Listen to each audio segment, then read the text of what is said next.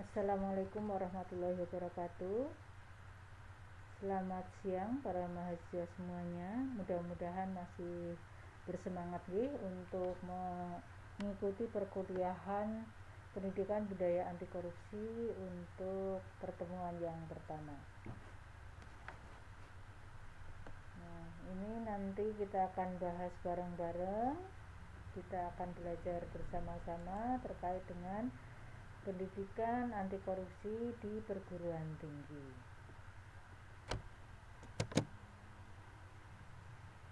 Nah, di sini mengapa pendidikan anti korupsi ya itu harus diberikan. Nah, di sini itu pendekatan yang dipakai apa saja? Yang pertama, itu pendekatan secara hukum.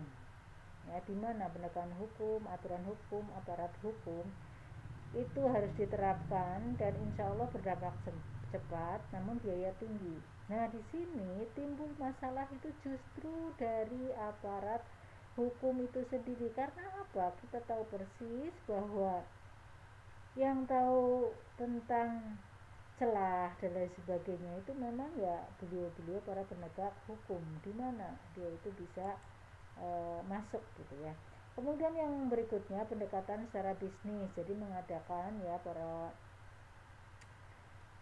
kemungkinan di sini para pengusaha yang melakukan kompetensi sehat dalam kinerja dengan hadiah insentif bagi karyawannya. Nah, diharapkan apa? Biar tidak perlu korupsi tetapi dia sudah mendapatkan insentif atau hasil yang memadai. Kemudian berikutnya ada pendekatan pasar, itu untuk menciptakan kompetisi antar penyedia barang jasa sehingga semua berlomba menunjukkan kinerja yang baik supaya dipilih pelayanannya. Ya, ibaratnya itu ini kayak diadakan suatu lelang lah ya, kayak misalnya ini produknya bagaimana, kemudian pelayanannya seperti apa dan seterusnya gitu ya. Nah, dari ketiganya ini barangkali itu masih membutuhkan suatu penegasan atau pendampingan yang bisa membuat ketiganya ini bisa berjalan selaras gitu ya.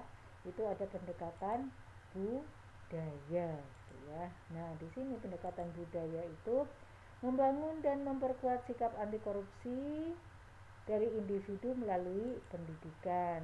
Nah, cenderung membutuhkan waktu yang lama untuk melihat keberhasilannya. Dan ini biayanya tidak besar, namun hasilnya akan berdampak jangka panjang. Itu seperti itu ya. Nah, tujuan dari pendidikan anti korupsi itu sendiri yaitu membangun karakter anti korupsi. Nah, di sini kompetensi mahasiswa itu harus apa saja? Yaitu harus mengenali dan memahami korupsi, kemudian mencegah diri sendiri untuk tidak korupsi, dan berikutnya mencegah orang lain untuk tidak korupsi. Jadi paham dulu baru dia itu sendiri nggak melakukan korupsi, baru mencegah orang lain untuk melakukan tidak melakukan tindak korupsi ya. Itu seperti itu. Nah, di sini untuk metodenya ada eksploratif, ada pengetahuan prototipe, ada evaluasi tingkat pemerintah, bukan alat pendidikan, laporan investigasi. Nah, di sini nanti mahasiswa diharapkan bisa membuat salah satu role play itu ya, nanti yang untuk materinya sudah dibagikan ya, sudah dikelompok-kelompokkan. Nah, untuk mengukur karakter dari para mahasiswa itu bisa kita lihat dari tugas-tugas kecil, misalnya ada kuis ya sebelum mata kuliah dilakukan dan sebagainya. Kemudian aktivitas di ruang chatting itu seperti apa. Kemudian tugas besar juga ini kaitannya dengan tugas role play nanti yang harus ditampilkan oleh para mahasiswa. Oh ya, perlu Bu Ani ingatkan ya, untuk tugas role play-nya itu nanti tidak lebih dari 15 menit ya. Nanti dibuat channel YouTube, dikirimkan ke para pembimbing, jangan lupa juga dikirimkan ke Bu Ani juga ya, biar nanti ada savingannya ya, ada berkasnya di sana ya. Nah, ini yang perlu kita bahas ya, bahwa PPAK di perguruan tinggi itu seperti apa ya, karena memang kalau kita telusuri itu mahasiswa dari sejak zaman dulu itu memang senang gerak, senang menyuarakan hati nurani masyarakat yang ada di sekitarnya, ya. Makanya itu katanya mahasiswa itu eh, masih jiwanya itu masih murni, masih bersih karena idealismenya juga masih tinggi, ya, masih semangat karena masih muda, masih remaja gitu, ya. Kemudian mempunyai kemampuan intelektual yang tinggi. Nah, dari pandangan seperti itu mahasiswa diharapkan menjadi agent of change atau agent perubahan di masyarakat dan bangsa. Nah, ini peran pendidik dalam pengajaran PPAK. Ini yang pertama, itu telah diterbitkan eh, diterbitkan secara tertulis, ya, Direktorat Pendidikan Tinggi pada tahun 2012, ya, sehingga para dosen perlu memahami dan mendalami materi PPAK.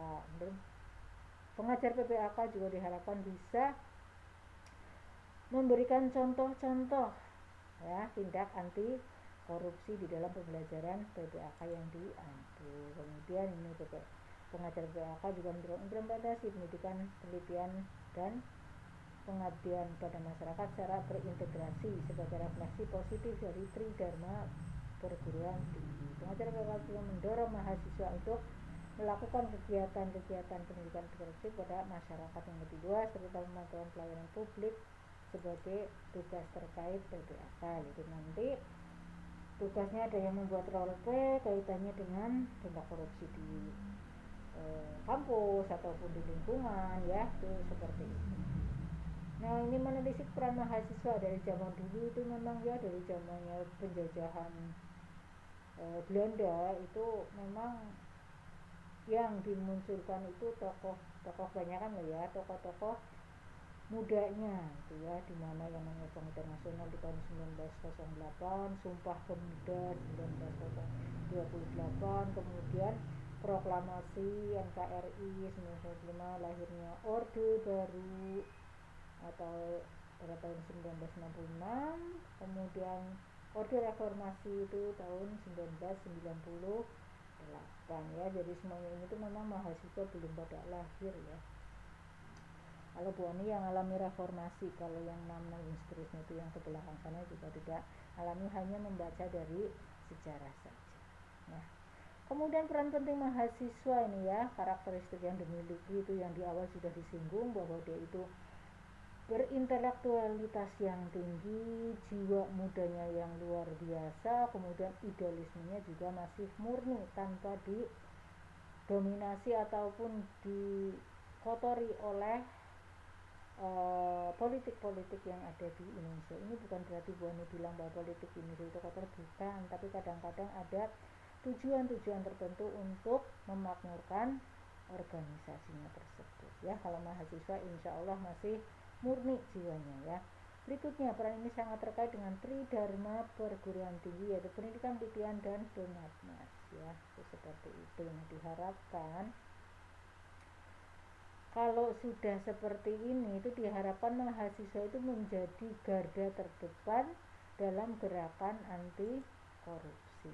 Nah, ini pelibatan mahasiswa dalam gerakan anti korupsi di lingkungan keluarga itu seperti apa? Mungkin para mahasiswa juga sudah mengetahui dan sudah tahu persis kenapa orang tua mungkin memperlakukan kita itu berbeda dengan saudara kita, itu juga ada alasannya. Dan mahasiswa tidak langsung cemburu ataupun mempunyai suudzon terhadap keluarga kita, ya, berhusnudonlah kepada orang lain. Jadi nanti kita pun akan menjadi jiwanya akan tenang, ya. Di lingkungan kampus, nah ini kalau di lingkungan kampus itu kaitannya dengan mahasiswa pada saat pembelajaran itu diharapkan mahasiswa juga tidak telat, tidak titip absen gitu, ya, tidak beralasan yang terkadang mematikan mahasiswa itu sendiri. Kemudian berikutnya pada saat ujian juga demikian, gitu, ya. Menciptakan lingkungan kampus yang bebas korupsi, memberikan pendidikan kepada masyarakat tentang bahaya melakukan korupsi, menjadi alat pengontrol terhadap kebijakan pemerintah, ya, di masyarakat sekitar tingkat lokal ataupun tingkat nasional, ya. Demikian sedikit pengetahuan terkait dengan pendidikan budaya korupsi di lingkungan kampus kita atau di lingkungan perguruan tinggi. Mudah-mudahan bisa menambah wawasan bagi para mahasiswa semuanya. Kalau yang ingin bertanya silahkan di ruang chatting.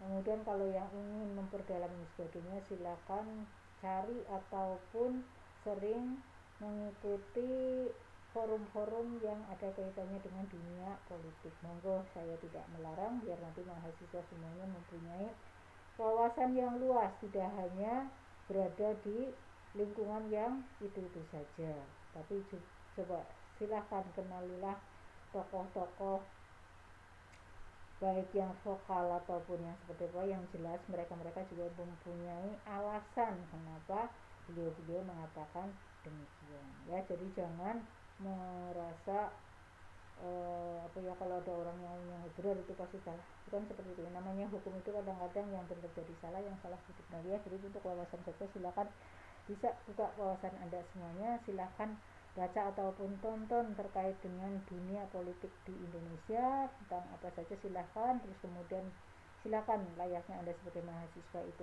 mau berbuat seperti apa itu kembalikan lagi ke individu masing-masing. Demikian yang bisa Bu Ani sampaikan. Terima kasih semuanya. Mohon maaf bila ada kekurangan. Terima kasih. Selamat sore. Wabillahi taufiq wal hidayah. Wassalamualaikum warahmatullahi wabarakatuh.